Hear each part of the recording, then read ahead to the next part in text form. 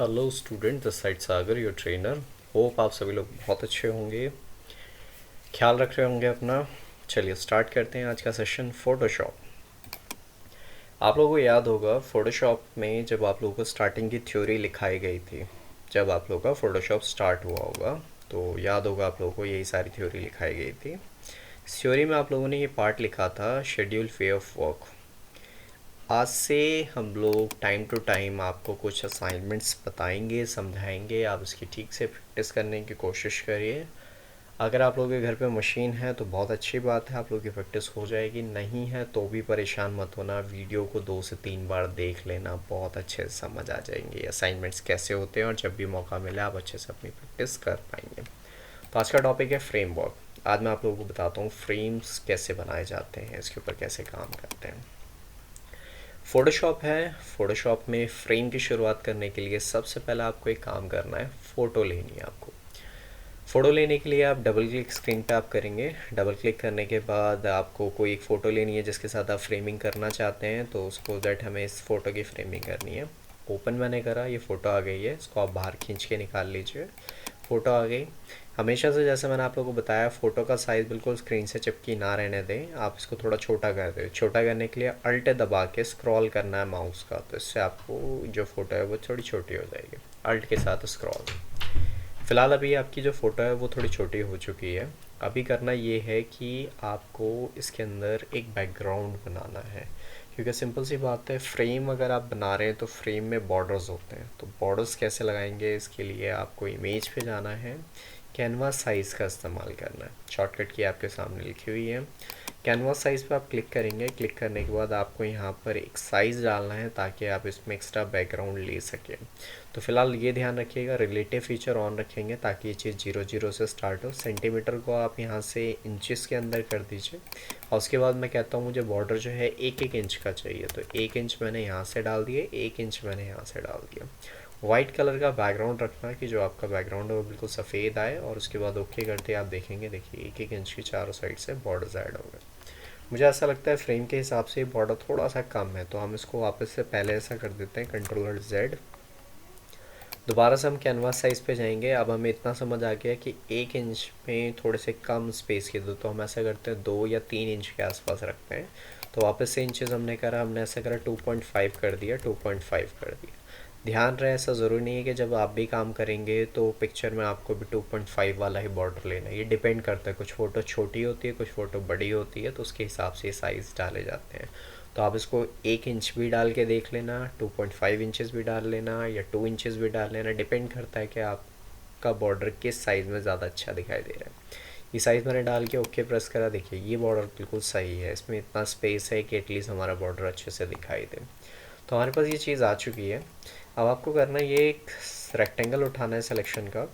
आप अपने main photo वाले कंटेंट को आप सेलेक्ट कर लेंगे, यानी कि ये मैंने फ़ोटोज़ पूरी कम्प्लीटली सेलेक्ट कर ली।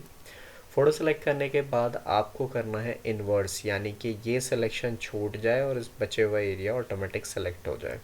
तो इस बचे हुए एरिया को ऑटोमेटिक सेलेक्ट करने के लिए आपको सेलेक्ट में जाना है। ये इन्वर्स होती है, उसकी शॉर्टकट की Ctrl+Shift+I।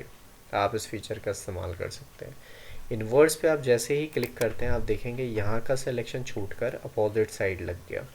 इसका फ़ायदा ये होगा कि अब अगर मैं यहाँ जैसे कोई ब्रश यहाँ भरना चाहूँगा तो यहाँ नहीं अप्लाई होगा, जब होगा वो इस बॉर्डर के अंदर ही होगा। तो आप देख पा रहे होंगे जहाँ जहाँ मैं अप्लाई देखो अंदर कुछ नहीं हो रहा, सिर्फ बॉर्डर्स के लिए अप्लाई हो रहा है। तो आप होप से समझ गए हैं कि ये चीज़ कैसे काम करती है।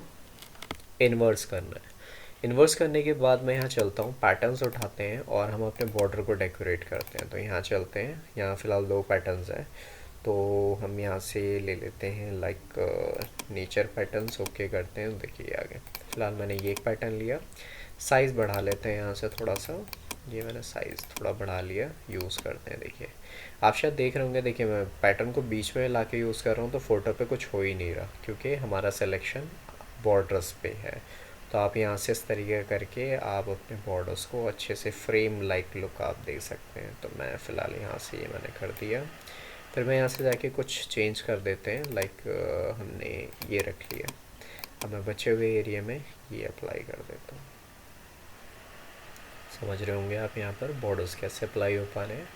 अगेन फिर वापस से हमने यहाँ पर जाके दोबारा से यही ले लिया ऑप्शन और फिर मैं बचे हुए एरिया में वापस से आके मैं यही अप्लाई कर देता हूँ। तो आप देखेंगे एक खूबसूरत सा बॉर्डर जो है हमारे पास फ्रेम लुक के साथ रेडी हो चुका है। अभी करना ये है कि ये जो सिलेक्शन की आउटलाइन है इसको आप एक कलर देंगे और थोड़ी मोटी विड्थ बनाएंगे ताकि बॉर्डर्स दिखाई दे, लाइक फ्रेम की आउटलाइनिंग पता चले। इसके लिए जो सिलेक्शन है उसको बॉर्डर देना और मोटा करना, ये काम एडिट में स्ट्रोक फीचर करता है। आप एडिट में जाएंगे, स्ट्रोक खोलेंगे, स्ट्रोक खोलने के बाद ये फीचर खोलेंगे। विड्थ में आप जाके यहाँ विड्थ डिसाइड कर देंगे, जैसे मैंने 4 ले लिया। ये भी आप घटा बढ़ा के देख लेना कि कितनी विड्थ वहाँ दिखाई दे रही है। क्लिक करेंगे, हल्का सा ब्लैक, बिल्कुल डार्क ब्लैक मत लेना, हल्का ब्लैक लेना। ओके करके जैसे आप ओके करेंगे तो आप देखेंगे ब्लैक सब जगह अप्लाई हो गया। कंट्रोल डी प्रेस करते हैं, सिलेक्शन हटा दिया मैंने और आप देख रहे होंगे यहाँ कम्प्लीटली एक फ्रेम रेडी हो चुकी है। फ्रेम रेडी करने के बाद आप एक नया पेज लेंगे जिसमें आप फ्रेम को प्लेस करने वाले हैं। कंट्रोल एन प्रेस करा हमने। न्यू पेज के लिए आप यहाँ जाएंगे, फ़ोटो पेपर उठाएंगे और लैंडस्केप का 8x10 आपको यूज़ करना है। 8x10 लिया, बाकी सारी प्रॉपर्टी सामने देख लेना। ओके प्रेस करते ही यहाँ ही आ गया। पेज को बाहर निकालते हैं। अगेन वही बात है कि पेज जो है हमारे इस बॉर्डर से कम होना चाहिए, छोटा होना चाहिए, नहीं है तो अल्ट के साथ छोटा बड़ा कर लेना इसको। अभी चलिए हम इस फ़ोटो को ले आते हैं यहाँ पर। इसके लिए करना ये है कि फ़ोटो पे ध्यान रहे कोई सिलेक्शन ना हो और डायरेक्टली आप इसको खींचते हुए मूव टूल से आप यहाँ लेकर आ जाओ। देखिए आपकी फ़ोटो यहाँ पर आ चुकी है। ये जो फ़ोटो आपके सामने एक बार जब यहाँ पर आ गई यानी कि आपका फ्रेम आ चुका है। अब मैं इस ओरिजिनल कंटेंट को यहाँ से हटा देता हूँ, सेव नहीं करा मैंने यहाँ पर इसको। आपके पास यहाँ पर ये जो है completely frame like look ready हो चुकी है। अब हमें इसे फ्रेम लाइक लुक भी तो देनी है, तो इसके लिए अब हमें एक और काम करना है। मैं थोड़ा सा इस पेपर का साइज़ बढ़ा लेता हूँ ताकि मुझे चीज़ ठीक से दिखाई दे। देखिए आपको करना ये है कि फ्रेम जो है वो थोड़ा सा स्लैंटी होता है, यानी कि झुका हुआ होता है। तो झुकाव कैसे देना है, कंट्रोल टी प्रेस करना है, ट्रांसफॉर्मेशन एक्टिव हो गई इसमें।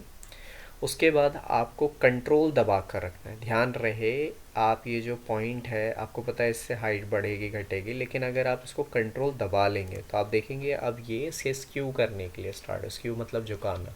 तो आप कंट्रोल दबा के रखेंगे और फिर आप इस पॉइंट के ऊपर क्लिक करके इसको हल्का सा तिरछा आप कर देंगे। कंट्रोल दबा के याद रखना, इसको हल्का सा तिरछा करना है, फिर मैंने इसको छोड़ दिया तो आप देखेंगे तिरछा हो गया। एंटर प्रेस करते हैं तो आप देखेंगे यहाँ पर ये फ्रेम लाइक लुक यहाँ पर रेडी होने स्टार्ट हो गई। फ्रेम में एक स्टैंड होता है, स्टैंड बनाने के लिए क्या करना है, आपको एक नई लेयर लेनी है। ये मैंने एक नई लेयर ले ली और चलते हैं यहाँ पर। मैंने पॉलीगॉन लेसर टूल उठाया, एक क्लिक करा, एक यहाँ पर, एक यहाँ पर, एक यहाँ पर, वापस से मैंने मैच कर दिया इसमें। ये हो गया यहाँ पर रेडी। इसको एक कलर डाल देते हैं फ्रेम टाइप लुक देने के लिए, अल्ट डिलीट।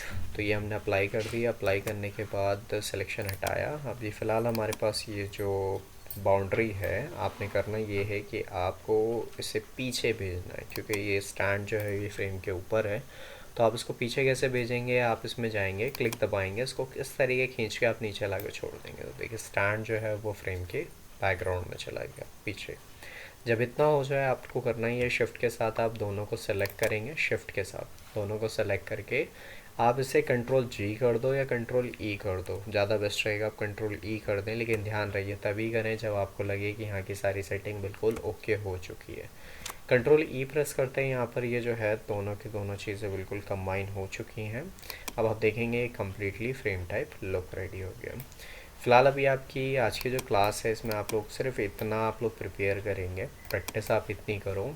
ध्यान रहे इस फ्रेम में अभी और भी बहुत सारे काम हैं जिसको मैं नेक्स्ट जो पार्ट है उसके अंदर मैं क्लियर कराऊंगा आपको।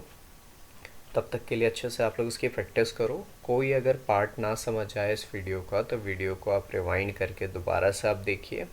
फिर भी अगर कोई ऐसी बात हो जो आपको ना समझ में आए, प्रॉब्लम कर रही हो, तो स्क्रीन पे मेरे नंबर दिए गए हैं, आप उससे बात कर सकते हैं। कोई असाइनमेंट अगर आप बना लेते हैं, बनाने के बाद अगर आप मुझे दिखाना चाहते हैं, भेजना चाहते हैं, तो सामने मेरी मेल आईडी अवेलेबल है, आप इस पर मुझे मेल करिए। जो भी आप लोगों के असाइनमेंट है वो मैं देख लूँगा। इसके साथ एक ख़ास बात ये है, आप में से ध्यान रहे कि आपकी किसी की भी फ़ीस पेंडिंग ना रहे। अगर मार्च की आप लोगों ने सबमिट करा दी है तो अप्रैल की भी टाइम से अपनी फ़ीस सबमिट करा दीजिए। अगर मार्च की भी पेंडिंग है आप लोगों की, तो ध्यान रहे आपको मार्च और अप्रैल दोनों की फ़ीस सबमिट करा देनी है। ड्यू टू सम रीज़न आपसे आप लोगों को लिंक भेजे जाएंगे, लेकिन तभी ये लिंक आप तक पहुंचेंगे जब आप लोग की फ़ीस क्लियर होगी। अगर आप में से किसी की फ़ीस पेंडिंग है तो आप मुझे कॉल करके बता दीजिए, रीज़न बता दीजिए क्या वजह है क्या नहीं है।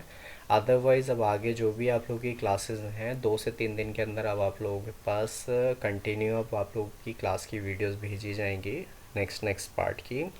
तो आप लोग ध्यान से अपनी फ़ीस को सबमिट करा दीजिए। अगर आपकी फ़ीस पेंडिंग रहती है तो हो सकता है ये लिंक्स आपको नहीं मिले या आप तक ना पहुँचे, तो इसलिए आप लोग फ़ीस, सामने इतने सारे मेथड्स हैं, इनमें से किसी भी मेथड्स के थ्रू आप ये फ़ीस हम तक पहुंचा सकते हैं।